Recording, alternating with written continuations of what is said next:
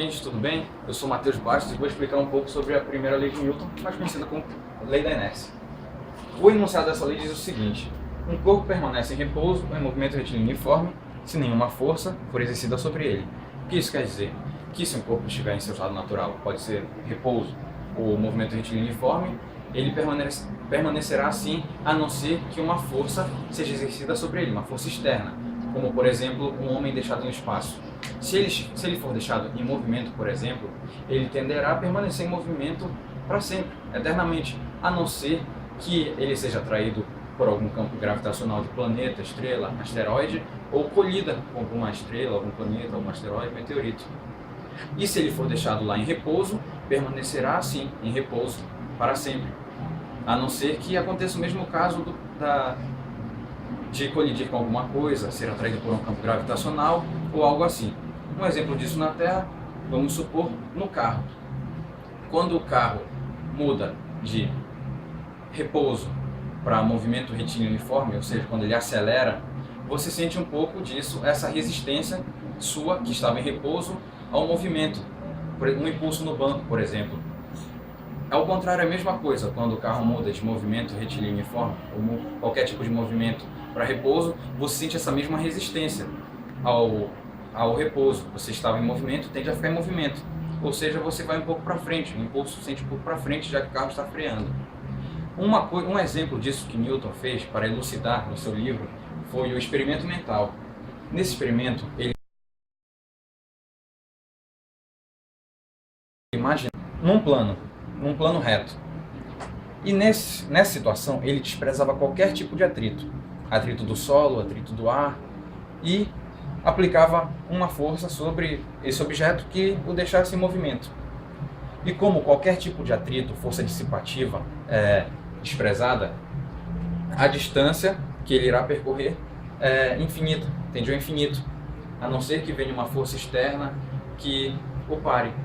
Mas já que Newton desprezou tudo isso, então ele percorreria uma distância infinita, por assim dizer.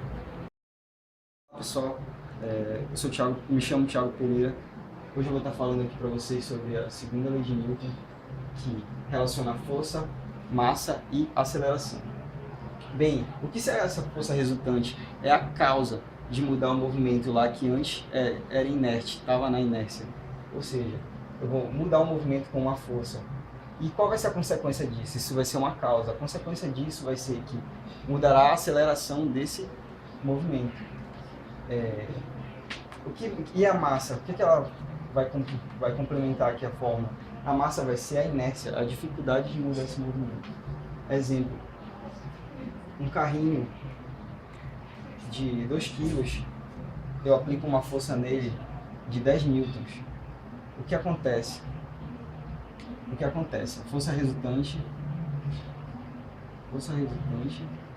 é igual a massa vezes a aceleração. A força que eu apliquei resultante será 10 newtons igual a massa do carrinho, que é 2 kg, vezes a aceleração. Isolando a aceleração, eu obtenho que 10 dividido por 2, que tem a aceleração igual a 5 metros por segundo ao quadrado. Exemplo 2. Essa força resultante, ela é a somatória de todas as forças. Como vocês viram, o primeiro exemplo que eu dei tinha apenas uma força atuando nesse corpo. Vamos olhar quando 2 forças atuam no corpo. Exemplo 2.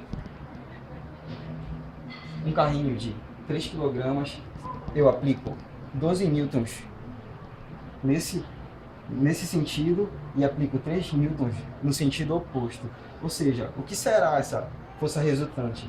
Será a somatória de todas as forças. Como essa força de 3 newtons está atrapalhando a minha força de 12 newtons, eu vou subtrair ela. Massa vezes a aceleração. Ou seja, eu vou subtrair do 12, 3 newtons. 12 menos 3 igual. A massa do carrinho é 3 kg vezes a aceleração.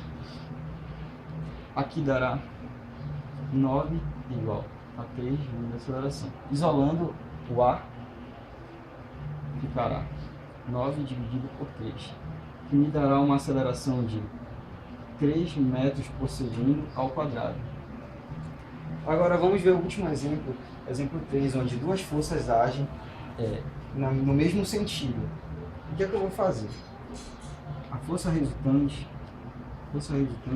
será igual a massa vezes a aceleração. A força resultante será a somatória de todas as forças que atuam nesse corpo, ou seja, 12 mais 8. Notamos agora que essas forças elas estão no mesmo sentido, ou seja, elas vão ser complementares, elas vão complementar uma a outra. Eu estou empurrando o carrinho com 12 newtons e com 8 newtons, para o mesmo sentido. A massa do carrinho é de 2 vezes a aceleração. 12 mais 8, 20, igual a 2 vezes a aceleração. Isolando o ar, teremos divide 2, que dará isso para nós uma aceleração igual a 10 metros por segundo ao quadrado.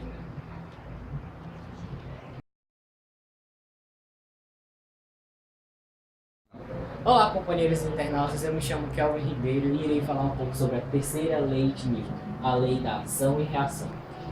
Imaginemos a seguinte situação, onde um patinador aplica uma força F em uma parede e essa parede vai corresponder com uma reação também de força F. Toda ação corresponde a uma reação através de mesma direção, mesmo modo, porém de sentidos opostos, é sempre assim. Com base nisso, nós podemos tentar pensar numa outra situação, onde um garoto está empurrando um carro e ele pega e avisa ao motorista. Motorista, o carro não irá se movimentar pelo fato de que há forças de sentidos opostos, muitas das vezes se anulam. Aí o motorista pega e fala assim para ele: por mais que forças de sentidos opostos se anulem, nesse caso, como estão em corpos, ela é aplicada em corpos diferentes, elas não se anulam.